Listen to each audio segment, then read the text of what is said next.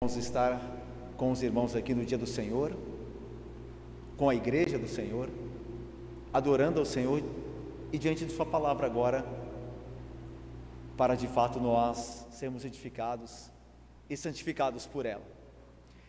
Meus irmãos, eu agradeço acima de tudo a Deus a oportunidade de estar com os irmãos aqui adorando a Deus nesta noite.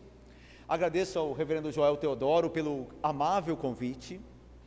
Agradeço ao conselho também da igreja, por também nos receber de uma maneira tão amável e cordial. E também trago um abraço da nossa igreja presbiteriana de Caraí. Nossa igreja é uma igreja jovem. Nós fazemos, se Deus quiser, o ano que vem, 30 anos de existência ali no bairro de Caraí, Niterói. E eu peço aos irmãos, desde já aqui da igreja presbiteriana do bairro Imperial, que orem por nossa igreja, para que Deus continue nos sustentando, como tem feito a vocês aqui também. Eu percebo que a igreja de vocês é bem jovial, tem bastante jovens aqui, a começar pelo pastor de vocês, e de fato é, o conselho também, a junta diaconal, e agora eu posso ver alguns irmãos aqui, graças a Deus. Nossa igreja também lá é uma igreja bem jovial, tem recebido muitos jovens, com a graça de Deus, muitos que têm despertado para a fé bíblica e reformada, graças a Deus por isso. Aliás, nós louvamos a Deus pelo coral aqui, que é um coral da igreja, mas é um coral jovem, né? Porque tem jovens cantando. Nós também temos um coral do mesmo porte, mais ou menos, ali na nossa igreja. Fiquei também agradecido a Deus por ver vocês cantarem em louvor a Ele tão bem. Mostram que vocês são, pela graça do bom Deus, sempre pela graça dele, muito habilitados, porque cantaram a capela e cantaram bem. É difícil cantar a capela, graças a Deus por isso. Deus seja louvado. Mas sem muita demora, indo para o que realmente nos importa, que é a exposição da palavra de Deus, eu começo antes com uma pequena introdução do hino maravilhoso que foi cantado pelo jovem coral aqui desta amada igreja. Martinho Lutero, quando escreve Castelo Forte, escreve em uma das estrofes o seguinte, como foi bem cantado aqui: a força do homem nada faz, sozinho está perdido, mas nosso Deus socorro traz em seu Filho escolhido. Sabeis quem é? Jesus, o que venceu na cruz, Senhor dos altos céus, e sendo o próprio Deus, triunfa na batalha. Meus irmãos, há um personagem, um homem da Bíblia, no Antigo Testamento, no livro de Gênesis, que também aprendeu o que Martinho Lutero aprenderia, que a força do homem nada faz, e sozinho ele está perdido, mas Deus socorro traz em seu Filho escolhido, que sendo o próprio Deus, triunfa na batalha. Vamos então a este homem, na página das Escrituras, Gênesis capítulo de número 32, do versículo 22 ao versículo 32. Gênesis capítulo de número 32, de 22 a 32. Abra sua Bíblia, por favor, e acompanhe atentamente, meu irmão querido, a leitura desse trecho das Sagradas Escrituras. Gênesis 32, de 22 a 32. O texto diz o seguinte: levantou-se naquela mesma noite, tomou suas 2 mulheres, suas 2 servas e seus 11 filhos e transpôs o val de Jaboque. Tomou-os e fê-los passar o ribeiro, fez passar tudo o que lhe pertencia, ficando ele só, e lutava com ele um homem, até o romper do dia. Vendo este que não podia com ele, tocou-lhe na articulação da coxa, deslocou-se a junta da coxa de Jacó, na luta com o homem. Disse este: deixe-me ir, pois já rompeu o dia. Respondeu Jacó: não te deixarei ir, se não me abençoares. Perguntou-lhe, pois, como te chamas? Ele respondeu: Jacó. Então disse: já não te chamarás Jacó, e sim Israel, pois como príncipe lutaste com Deus e com os homens, e prevaleceste. Tornou Jacó: dize, rogo-te, como te chamas? Respondeu ele: porque perguntas pelo meu nome? E o abençoou ali. Aquele lugar chamou Jacó Peniel, pois disse: vi a Deus face a face, e a minha vida foi salva. Nasceu-lhe o sol quando ele atravessava Peniel, e manquejava de uma coxa. Por isso, os filhos de Israel não comem até hoje o nervo do quadril, na articulação da coxa, porque o homem tocou a articulação da coxa de Jacó, no nervo do quadril. Irmãos, nós já oramos para que Deus nos fale por meio de sua palavra e assim nos abençoe. Então nós passamos a exposição da mesma e a sua aplicação a nós. Irmãos, o texto fala do patriarca chamado Jacó. E Jacó, meus irmãos, de forma nenhuma era o melhor dos exemplos. Antes do seu encontro com este homem que com ele lutara no val de Jaboque, Jacó era um enganador, Jacó era um trapaceiro. Mas vamos lembrar a história de Jacó antes de nós chegarmos com ele aqui no val de Jaboque, onde surpreendentemente ele se encontrou então lutando com este homem misterioso, que posteriormente o abençoara. Jacó era filho de Isaque e Rebeca. Isaque, por sua vez, filho do patriarca Abraão, a quem Deus chamara. Mas Jacó não era um filho único, ele tinha um irmão gêmeo chamado Esaú. E esses dois irmãos gêmeos já lutavam dentro do ventre da sua mãe. Vocês se lembram que Rebeca sentia dores dos meninos ali, ainda no seu ventre, lutando um contra o outro. E Deus lhe revelara que dali surgiriam duas grandes nações, que passariam a lutar uma contra a outra. Os meninos vêm à luz, e vocês se lembram do relato bíblico que primeiro sai Esaú coberto de pelos, daí o nome Esaú. E quando este sai, o segundo também sai, mas agarrado no calcanhar do irmão que sai primeiro. E foi dado o nome a esse segundo de Jacó, que significa literalmente aquele que agarra no calcanhar. A ideia de que alguém que tira vantagem de um outro para prevalecer. E esse nome dado a Jacó se mostrou muito propício ao homem que ele se tornaria. Aliás, nos antigos povos semíticos, o nome não era qualquer coisa. Aliás, um historiador e teólogo disse que não era apenas entre os povos semíticos o costume de dar o nome a alguém, mas alguém era o que era o seu nome. Uma pessoa era o que era o seu nome.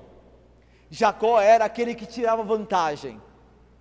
Isso se demonstrou muito rapidamente. Vocês se lembram do episódio em que Esaú e Jacó, já grandes e muito diferentes, a Bíblia diz que Esaú era um caçador, e que Jacó era um homem pacato, um homem de casa, que Isaque, o pai de ambos, amava mais a Esaú por causa da caça e da comida que Esaú preparava para ele. Já Rebeca era mais afeita a Jacó, porque era mais de casa, era mais pacato. E então o texto diz que Jacó encontra-se com Esaú, e este Esaú voltando do campo da caçada, e Esaú está morrendo de fome.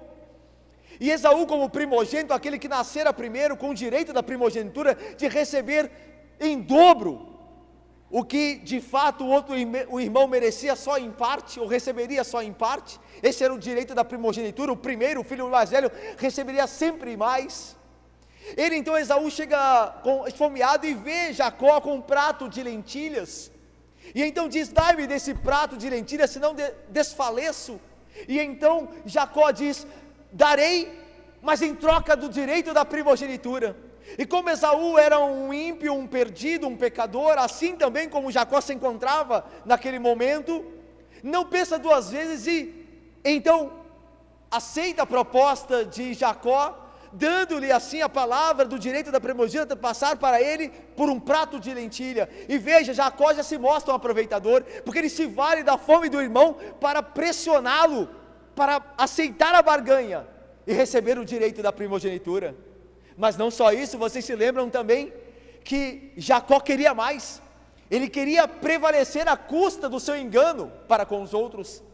E vocês se lembram que quando o pai Isaque, já velho e cego, está para abençoar o filho mais velho, Rebeca, planejando enganar a Isaque velho, entra em um conluio com Jacó, dizendo: veste as roupas de seu irmão.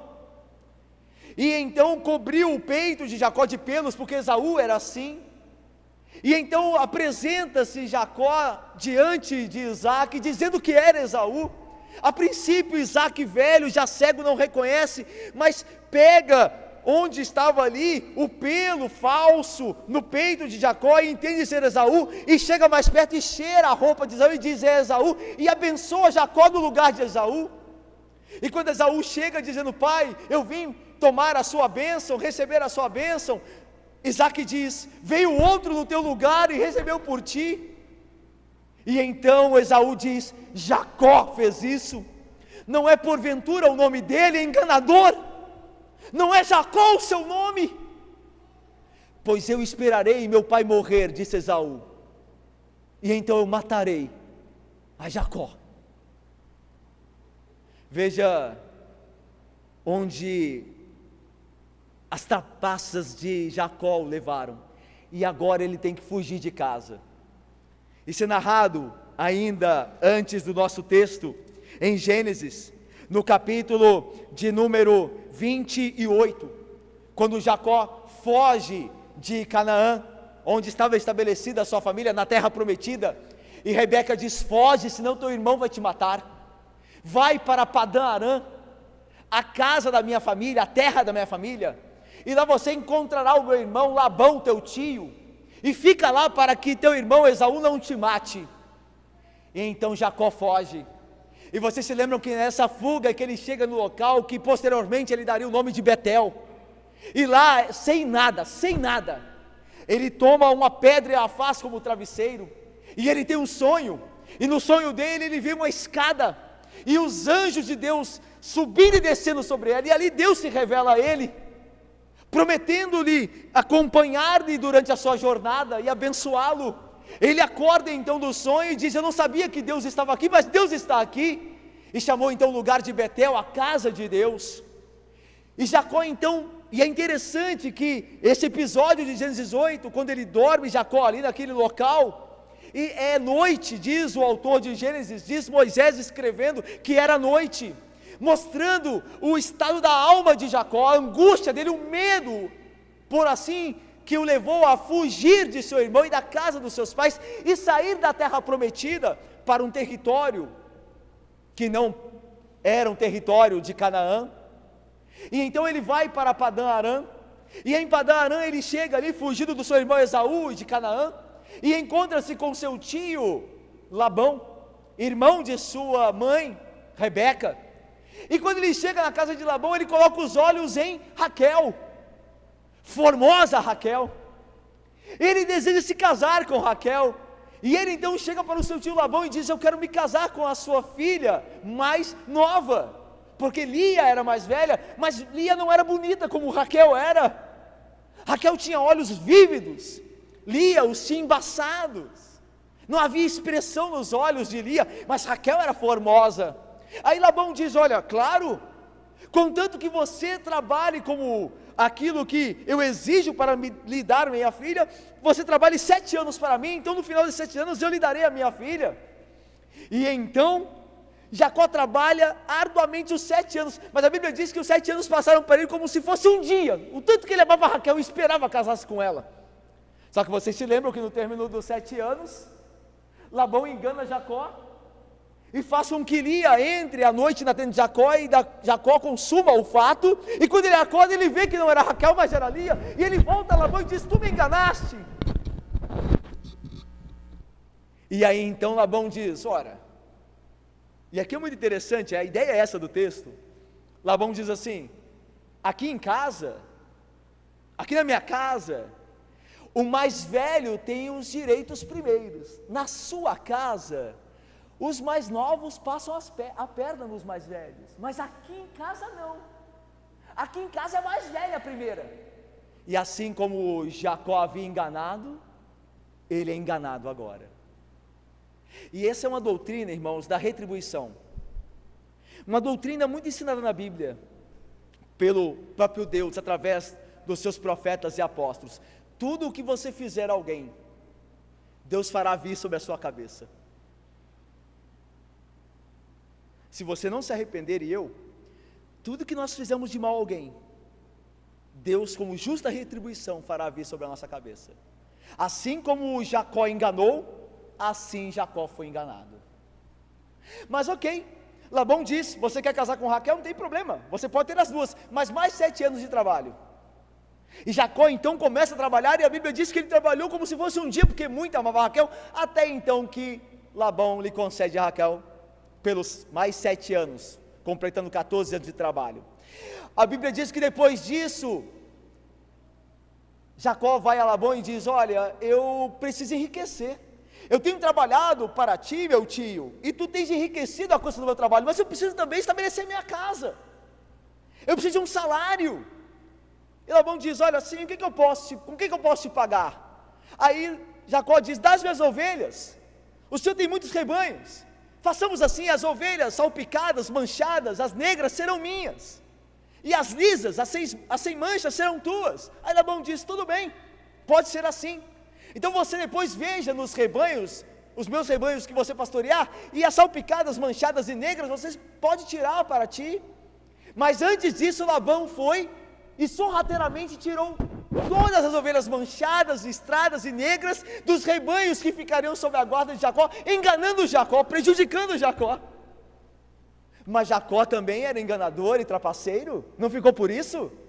Jacó vai e, enquanto os rebanhos estão de fato bebendo e comendo, ele coloca varas, espaçando uma, fazendo com que os rebanhos se alimentassem olhando para aquelas varas, e a Bíblia diz que então o rebanho começou a produzir ovelhas listradas, manchadas, e então ele começou a enriquecer,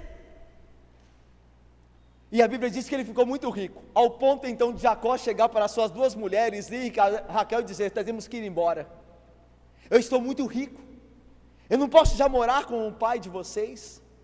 E as 2 esposas então concordam e saem de casa de Labão, sem que Labão soubesse. Labão vai ao encalço de Jacó, diz a Jacó: por que fugiste? E a Bíblia diz que Deus abençoa de certa forma o relacionamento, que Labão para de perseguir Jacó, e Jacó fica em paz. E Jacó agora quer voltar para Canaã, ele quer voltar depois de 20 anos, à casa de seus pais, mas isso tem um obstáculo ainda que Jacó tem que enfrentar: Esaú. Se Jacó havia lutado com Labão em Padã Arã, agora ele tem que lutar com Esaú. Será que Esaú esqueceu? Será que 20 anos foram suficientes para que ele tenha desistido de me matar? E então o nosso contexto do texto que lemos diz que quando Jacó se aproximava dos limites ali de Canaã, da fronteira, ele chega ao val de Jaboque, ao ribeiro de Jaboque, e aí então ele quer se adiantar e avisar a seu irmão Esaú de que ele está voltando, mostrando a sua submissão, dizendo, e Jacó para isso ele chama servos dele e os envia como mensageiros a seu irmão em Canaã. Ele estava em Seir, na verdade, a Esaú, e mandando que os seus mensageiros dissessem a Esaú: teu irmão Jacó, teu servo, vem e quer reconciliar-se contigo. E os mensageiros de Jacó vão até Esaú, enquanto Esaú aguarda no val de Jaboque, na fronteira ali, daquela região da Transjordânia, para de fato Canaã. E então os mensageiros de Jacó retornam, depois de terem ido lá falar com Esaú, e Jacó quer saber a resposta de Esaú, e os mensageiros os mensageiros de Jacó voltam a ele e dizem assim: olha, nós fomos lá e falamos para Esaú, e ele está vindo aí te encontrar. Aí Jacó: que bom, parece que então é favorável. Aí os mensageiros disseram assim: só que ele vem com 400 homens. E aí Jacó então diz: ele vai me destruir. Para que alguém que quer se reconciliar com outro traz um exército? Ele vai dizimar a minha família, a minha casa. E então Jacó começa a temer. E o contexto do nosso texto diz que Jacó então, ele divide os seus em 2 bandos, pensando o seguinte: quando Esaú chegar com o seu exército e atacar um bando, o outro poderá fugir, pelo menos um bando eu conseguirei salvar, parte da minha casa, enquanto a outra será destruída. Então Jacó faz isso, ele divide o grupo que com ele estava em 2 bandos, e ainda faz mais, ele diz aos seus servos que separem os rebanhos. Ao todo, Jacó presenteia Esaú com 550 animais, era muita coisa, irmãos. Às vezes cidades não conseguiam dar isso aos reis, aos quais deveriam pagar tributos naquela época. Jacó era muito rico, Deus havia feito de Jacó, apesar da sua trapaça e engano, muito rico, como Deus houvera prometido abençoar Jacó.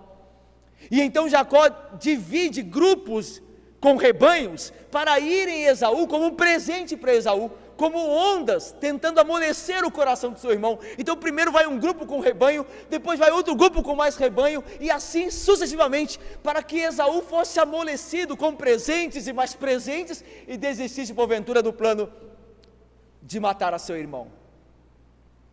Enquanto tudo isso acontece no Val de Jaboque, Jacó ora a Deus, e é a primeira vez que Jacó faz uma oração. Imagina, Jacó era filho de Abraão, filho de Isaac, filho dos patriarcas, ele mesmo era um patriarca, ele se tornara posteriormente Israel, mas ele nunca havia orado, e aqui é a primeira vez que ele ora, porque ele está vendo que tudo que ele conquistou, através da trapaça, do engano, com a força do seu próprio braço, está em risco agora, e ele ora a Deus, ele clama por Deus, mesmo assim, ainda continua temeroso com o que pode acontecer. O texto diz que numa noite, antes desta mesma noite em que ele se encontraria com este homem misterioso que lutará com ele, como nós vemos no Val de Jaboque, ele despede as suas mulheres e seus filhos, ele faz com que eles cruzem o Val de Jaboque, e entrem em Canaã e se distanciem de Jacó, ficando ele só.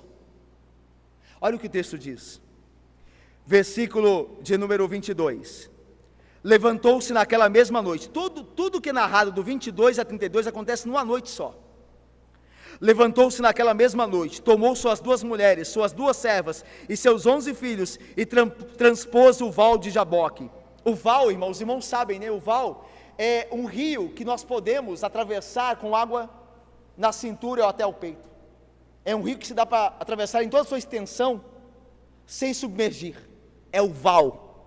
Então eles atravessaram o Val naquela mesma noite, as 2 mulheres de Jacó e seus 11 filhos. Versículo 23, tomou-os e fê-los passar o ribeiro, fez passar tudo o que lhe pertencia. Versículo 24, ficando ele só. Veja, irmãos, tudo que Jacó possuíra, através do seu próprio braço, através das suas táticas e técnicas traiçoeiras, ele agora teve que abrir mão. Ele mandou os seus rebanhos para o seu irmão, ele separou os seus bandos, e agora ele teve que mandar suas 2 mulheres e seus filhos embora também, por medo de Esaú. E agora ele está sozinho, ele não tem mais nada, tudo que ele conquistou. Agora ele está necessitado, ele não tem mais nada ao que se agarrar. E assim Deus faz conosco também, como filhos dele, quando nós queremos e passamos a confiar nos nossos bens, nos nossos familiares, muitas vezes Deus tira-os de nós, para que nós dependamos apenas dele, e é isso que Deus está fazendo com Jacó. Jacó nunca dependera de Deus. Jacó, através dos seus enganos e dos seus planos, sempre conseguira aquilo que desejava, mas Deus haveria de ensinar que sem a dependência dele, tudo que um homem conquista, ele perderá. Que a segurança do homem está em depender de Deus, e não no seu braço, e não na sua capacidade, mas em Deus, em confiar nele e dele depender. E agora, Jacó está só. Lembra que nós citamos Gênesis 28, quando Jacó deixa a casa de seus pais e vai até o lugar onde posteriormente daria-se o nome de Betel? Ele dorme lá, e lá era noite, e ele está com medo, fugindo de Esaú. Passaram-se cerca de 20 anos, e agora é noite de novo. O texto diz que era noite novamente. A ideia novamente, Jacó está necessitado, ele está angustiado, e assim como Deus aparecera a ele, lá em Gênesis 28, na visão da escada, agora um homem misterioso aparecerá a ele também. Olha o que diz o versículo de número 24, ficando ele só. E agora veja o que surpreendentemente acontece: e lutava com ele um homem, até o romper do dia. Veja que o texto, ele é sucinto, mas envolto de mistério. Quem é o homem? Quem luta com Jacó? É Esaú, que se adiantou e conseguiu agarrar o seu irmão e quer agora matá-lo? É um ladrão, um assaltante, e quer tirar de Jacó o que porventura ele agora tem, o que estava com ele ali depois de ter despedido tudo? Ou esse ladrão imagina que ele tenha algo? Quem é este homem? O texto não diz.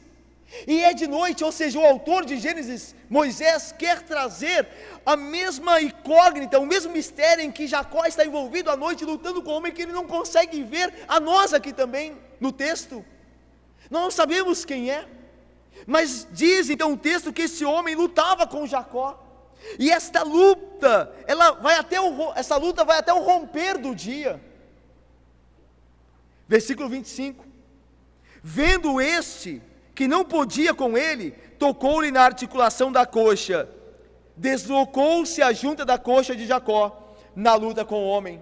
A ideia de que Jacó lutava com este homem misterioso, e então, o homem com quem Jacó lutava, começa a ser vencido fisicamente por Jacó.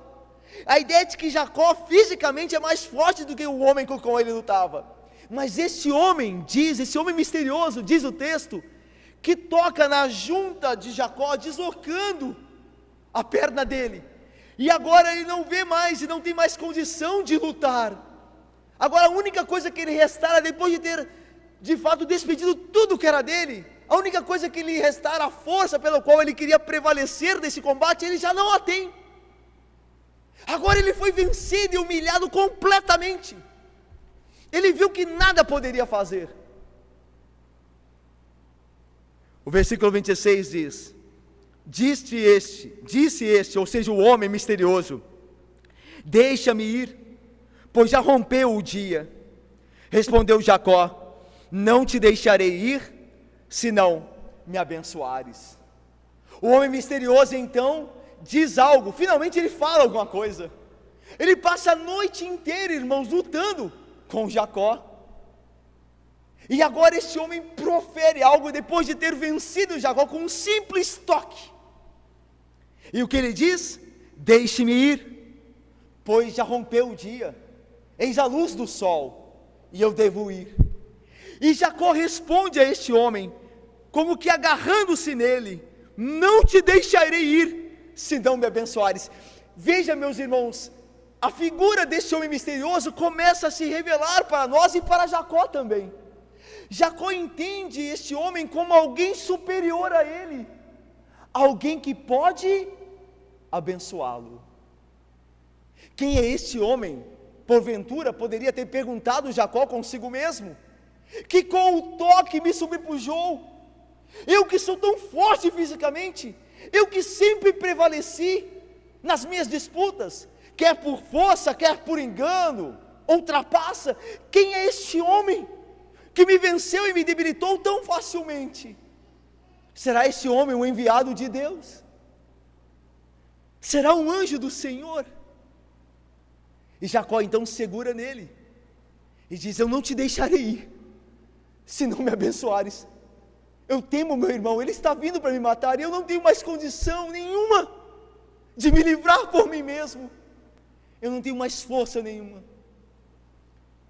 Jacó começou a entender o que nosso Senhor Jesus Cristo diz no Evangelho de João: sem mim, nada podeis fazer.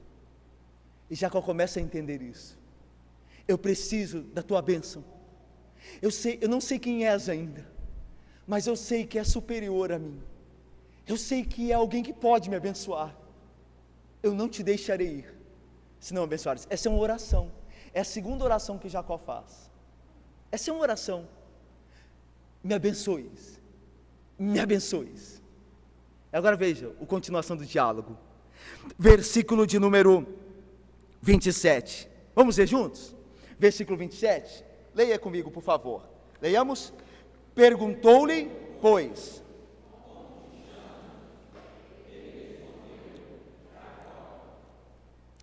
O homem misterioso ouviu a oração de Jacó. Eu não te deixarei ir, se não me abençoares. Me abençoes. Então o homem misterioso, esse visitante, esse lutador inusitado, surpreendente, se vira para Jacó e pergunta: qual o teu nome? E Jacó então responde: meu nome é Jacó. Jacó está fazendo uma confissão de pecados aqui, porque o nome Jacó, como dissemos anteriormente, significa enganador. Eu vou te abençoar, mas confesse quem você é. E Jacó responde: eu sou um enganador. Eu não mereço ser abençoado. Eu mereço ser destruído. O meu irmão Esaú está vindo matar-me com razão. Eu mereço a destruição. Eu o enganei, eu tirei dele tudo. Eu menti a meu pai. Eu, junto com minha mãe, trapaceei. Eu sou digno do ódio da minha casa.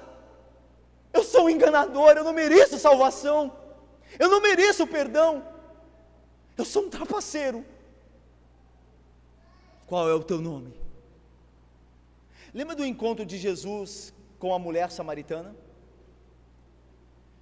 Se você soubesse quem é que te pede água, é você que pediria água viva, e eu te daria água viva. Aí ela diz: dá-me de beber desta água. Jacó diz: me abençoas, me abençoe, me abençoe. E a mulher samaritana: dá-me de beber dessa água viva. És tu maior do que o nosso pai, Jacó? Dá-me dessa água viva, para que eu beba e nunca mais volte aqui, porque eu sou uma pecadora. E Jesus Cristo então pergunta a ela, antes dela confessar, diz assim: ok, você quer ser abençoada, você quer a água viva?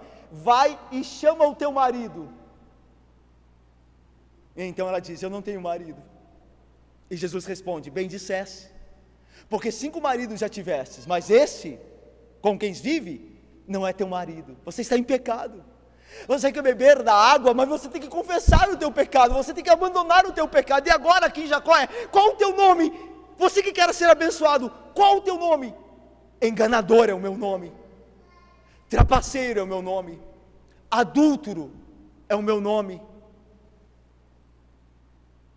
cobiçoso é o meu nome, zombador é o meu nome, frio espiritualmente é o meu nome, desobediente é o meu nome. Qual é o teu nome? Você quer ser abençoado, mas qual é o teu nome? Meu nome é Jacó. E aqui Jacó faz a confissão, e sem confissão não há perdão de pecados. Nós vivemos em pecado, irmãos, e nós achamos que a nossa vinda na igreja apenas vai resolver isso, que um domingo aqui reunidos resolverá isso para mim e para você, mas não resolverá, sem que haja confissão de pecados, arrependimento verdadeiro, retorno à vontade do Senhor, pelo poder do Senhor. O Senhor ama aqueles que se arrependem, Ele anda com contrito e abatido de espírito. Por que Jacó foi abençoado finalmente? Porque em primeiro lugar ele confessou: meu nome é Jacó. Mas veja agora, versículo de número 28, então disse: já não te chamarás Jacó, e sim Israel, pois como príncipe lutaste com Deus e com os homens, e prevaleceste. O visitante misterioso começa a se revelar, e mostra que tem autoridade. Por quê? Porque ele dá nome a Jacó. Nós sabemos, meus irmãos, que entre os povos antigos, e assim também, de certa forma, e até hoje conosco, quem dá nome tem autoridade. Por isso, Adão deu nome aos animais, e posteriormente deu nome a Eva, a quem chamou primeiramente de varoa e posteriormente de Eva. Mas a ideia de dar nome é mostrar autoridade, ser o cabeça de, governar. E a ideia é que quando este visitante misterioso troca o nome de Jacó, dando-lhe o nome de Israel, está mostrando que ele tem autoridade para fazer isso. Quem é esse misterioso? Que tem o poder de abençoar, como Jacó reconhecera, e que agora troca o nome de Jacó. Já não te chamará Jacó, e sim Israel. O nome Israel, o nome no hebraico, pode significar tanto Deus luta, como aquele que luta com Deus. São duas traduções possíveis do nome Israel, e as duas cabem aqui, porque Deus luta contra os soberbos, como lutou contra o independente Jacó, como contra aquele Jacó que confiava mais em si, em suas tramóias e trapaças, do que em Deus. Deus luta contra esses. Mas ao mesmo tempo, Jacó diante de Deus aprendeu a lutar com Deus em oração, porque é isso que Jacó está fazendo. Ele está lutando com Deus em oração. Abençoa-me, abençoa-me, eu não te deixarei ir se não me abençoares. E é isso que Jacó está fazendo. Então, ao mesmo tempo que Deus luta contra aqueles que não se submetem, como lutou contra Jacó aqui, para que Jacó passasse a confiar nele,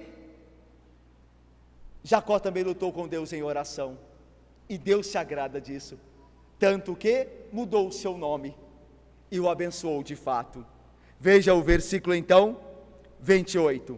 Então disse aquele misterioso homem: já não te chamarás Jacó, e sim Israel, pois como príncipe lutaste com Deus e com homens e prevaleceste.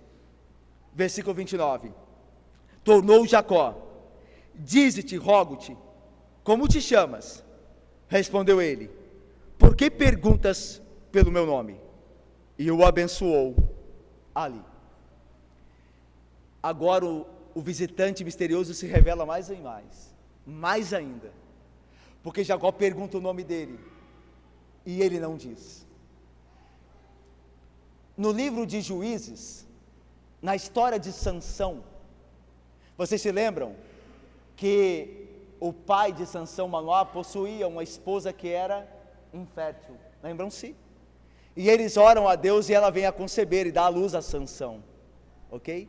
Quando o anjo vai avisar Manoá, a sua esposa, de que eles serão pais de um menino, que será nazireu, o pai de Sansão, Manoá, pergunta ao anjo, o anjo do Senhor lá em Juízes: qual é o teu nome? E o anjo responde a Manoá: por que perguntas o meu nome, se ele é maravilhoso? Lembra de Isaías? Um menino nos nasceu, um filho se nos deu, o governo está sobre os seus ombros, e o seu nome será maravilhoso. E agora, a mesma dinâmica é vista aqui. Qual é o teu nome? Por que perguntas o meu nome? Indica muito acerca desse misterioso lutador, deste homem que prevaleceu sobre o enganador Jacó, e que fez com que Jacó dependesse da sua bênção e confessasse o seu pecado a ele. Ele agora o abençoa, e não diz o nome, mas não diz o mandamento: não tomarás o nome do Senhor teu Deus em vão. Seria esse homem misterioso mais do que um homem? Versículo de número 29, no final diz: e o abençoou ali. No grego, ou melhor, no hebraico, o abençoou aqui pode ser traduzido, e é melhor que assim entendamos, como e o despediu, e o deixou ir. Porque a ideia de que este visitante, que é maravilhoso, que é superior, já havia abençoado Jacó quando mudara o seu nome. E agora é melhor entendermos aqui que eu deixou ir, porque Jacó diz: não te deixarei ir se não me abençoares. E quando ele muda o nome de Jacó, abençoando, transformando Jacó o enganador em um homem que lutou com Deus e Deus o atendeu, e Deus, por assim dizer, se deixou vencer por ele em oração, então esse homem já conseguiu a bênção, Jacó já conseguiu a bênção, e agora ele pode ir. Por isso a ideia de o abençoou como e o despediu. Veja o final do texto, versículo 30. Aquele lugar chamou Jacó Peniel. Por quê? Porque disse: vi a Deus face a face, e a minha vida foi salva. Agora nós sabemos e concluímos que o visitante, assim como Jacó acabara de concluir, era o próprio Deus. Alguns teólogos creem, e nós os acompanhamos, que aqui era o nosso Senhor Jesus Cristo pré-encarnado, que era o anjo do Senhor, o Filho de Deus, a segunda pessoa da Trindade, pré-encarnada. Assim como também ele aparecera a Abraão, lembra-se, com os dois anjos, os dois visitantes, quando de Sodoma e Gomorra, ali é o anjo do Senhor que tem autoridade, é o Filho de Deus, como alguns teólogos entendem, nós os acompanhamos aqui. Possivelmente, certamente Jacó lutara com Deus, e possivelmente com a segunda pessoa da Trindade, com o próprio Cristo pré-encarnado, como ele mesmo concluíra: eu vi a Deus face a face, e a minha vida foi salva. A ideia de ver face a face, lembra do que Deus diz? Ninguém verá minha face e viverá. A ideia aqui não é literal, a ideia de face a face é: eu tive um encontro com Deus, eu lutei com Ele aqui, e a minha vida por Ele foi salva. Eu clamei a Ele, e Ele me socorreu. Os salmistas não dizem isso? E eu invoquei o Senhor, e Ele me salvou. E é o que aconteceu com Jacó. A minha vida foi salva, a minha vida foi livre. Depois de ter acertado com Deus, agora Jacó não teme mais a Esaú. Sabe por que eu e você tememos homens? Sabe por que você teme aquela pessoa no seu trabalho que está querendo te prejudicar?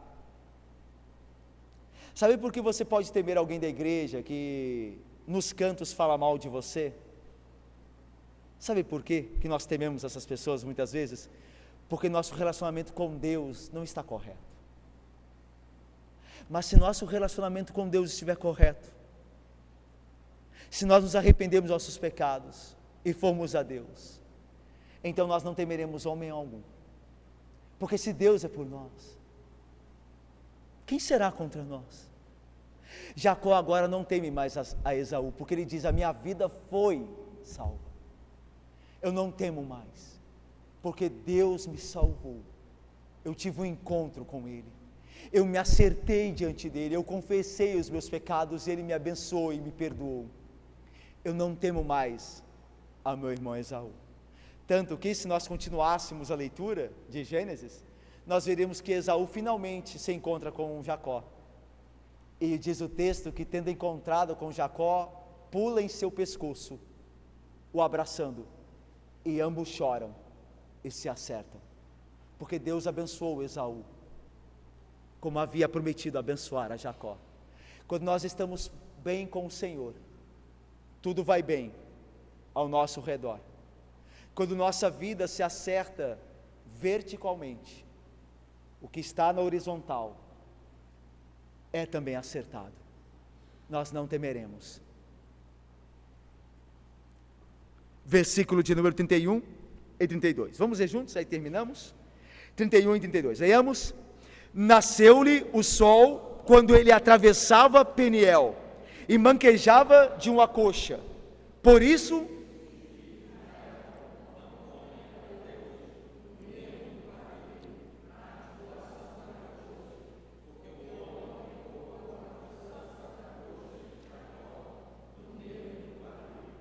nasceu-lhe o sol quando ele atravessava Peniel. Lembra que quando Jacó sai de Canaã em direção a Padã Arã, lá no capítulo 28, fugindo de Esaú, era noite? Ele sai da terra prometida, para uma terra onde ele não deveria estar. Tudo isso por causa dos seus pecados, que fez com que ele tivesse que fugir da casa dos seus pais. Mas agora ele está voltando para a terra prometida, perdoado, e agora o sol nasce. O autor de Gênesis faz com que essa dinâmica represente o estado espiritual de Jacó. Quando expulso da terra prometida por seus pecados, ele se encontra na noite. Mas agora, tendo confessado os seus pecados a Deus e perdoado Deus os seus pecados, nasce-lhe o sol. E o versículo diz: e manquejava de uma coxa. É interessante que, aqui é maravilhoso esse texto aqui, a gente está no final da nossa perícope, e a gente tem que ter cuidado com finais de texto, porque a gente às vezes lê os finais assim como, mas eles costumam reservar grandes verdades espirituais. Deus perdoou a Jacó, mas não curou da coxa.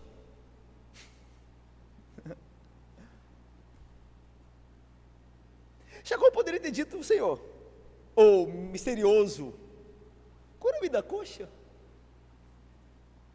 Mas Deus permitiu que ele assim continuasse.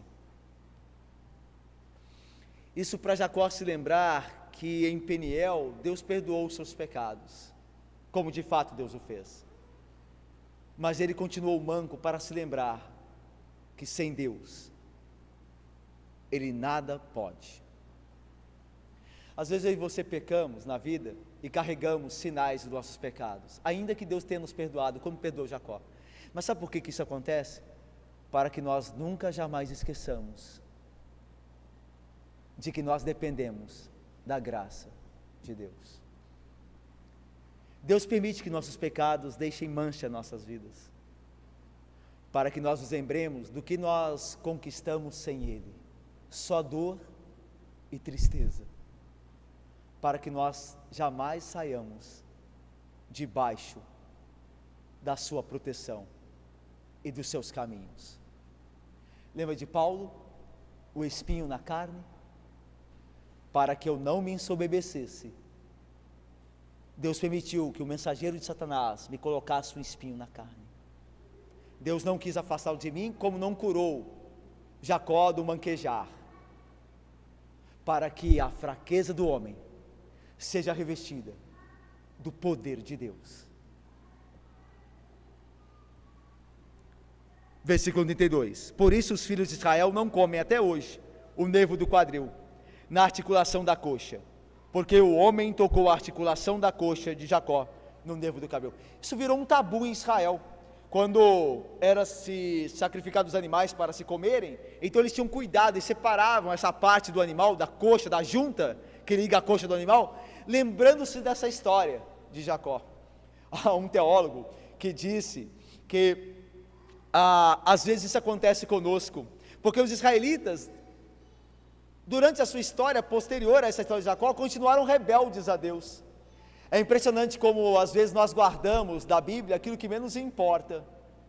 Às vezes nós vamos à igreja e ao invés de sairmos cheios da palavra de Deus, nos apegamos em coisas que pouco importam. É o que os israelitas de certa forma fizeram aqui, criando esse tabu. Ao invés de se arrependerem, como Jacó fez, e confessarem a sua dependência em Deus, como Israel de Deus, eles continuaram em seus pecados e por isso foram destruídos através do cativeiro, mas continuavam sem comer o nervo do quadril. Às vezes nós nos apegamos em coisas durante a nossa vida cristã que são apenas tradição, e aquilo que mais importa, que é nos submetermos a Jesus Cristo, a uma vida diante dele, de acordo com a sua vontade, nós não queremos. Cuidado com isso. Às vezes nós saímos da igreja com o que menos importa, olhando a roupa de alguém, o comportamento de uma pessoa, as coisas que estão aqui, e da palavra nos esquecemos. Eu termino, irmãos, voltando ao hino de Martinho Lutero. Lá, como nós vimos, diz o seguinte: a sua força, homem, nada faz. Sozinho, embora não pareça ainda, você está perdido. Mas nosso Deus socorro traz em seu Filho escolhido. Você precisa saber quem é, não intelectualmente, mas conhecê-lo, lutando com Ele em oração. Ele é Jesus, o que venceu na cruz. Ele pode te abençoar porque é o Senhor dos altos céus, e sendo o próprio Deus, sempre triunfará na batalha. Que Deus te abençoe, assim como Jacó, a conhecer Jesus Cristo, a lutar sempre com Ele em oração e leitura da palavra, e a depender e confiar sempre nele e dele, e assim você será bem-sucedido. Que Deus te abençoe. Amém.